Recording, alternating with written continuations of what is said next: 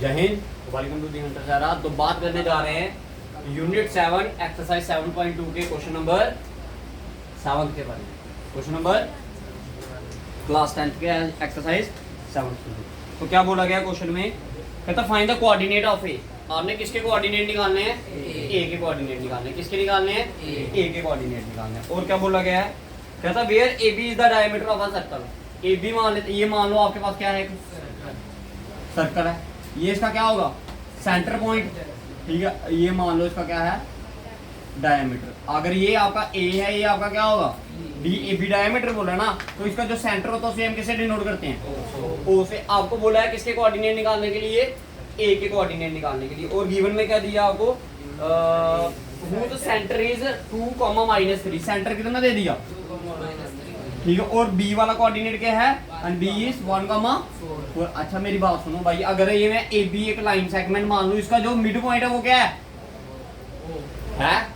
दिया है ना क्वेश्चन में। तो सबसे पहले गिवन में लिखिए क्या दिया है। गिवन में लिखिए A B is the diameter of a circle. A B is the diameter of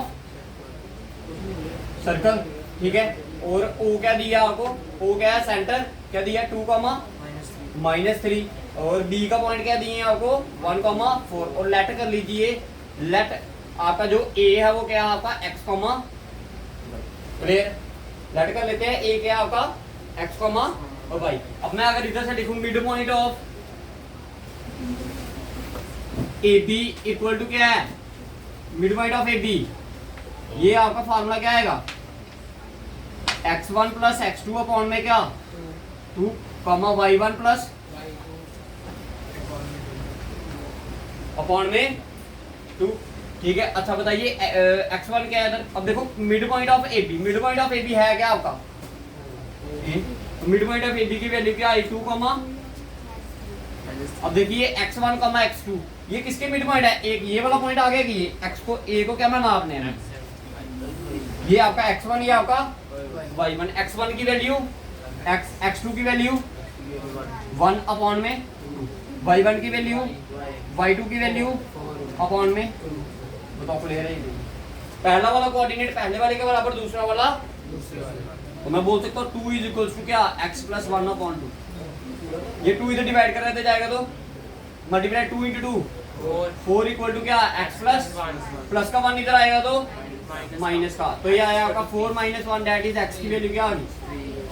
बताओ क्लियर है? बताओ जी क्लियर है या नहीं है? ठीक है। अच्छा अब आपने कौन सा निकालना? दूसरा वाला कोऑर्डिनेट। अब दूसरे वाला कोऑर्डिनेट की वैल्यू है, देखिए इधर क्या है? -3, इधर क्या है? y + 4 अपॉन में 2। ये नीचे डिवाइड कर रहे थे, जाएगा तो ये आ गया आपका -6। क्लियर?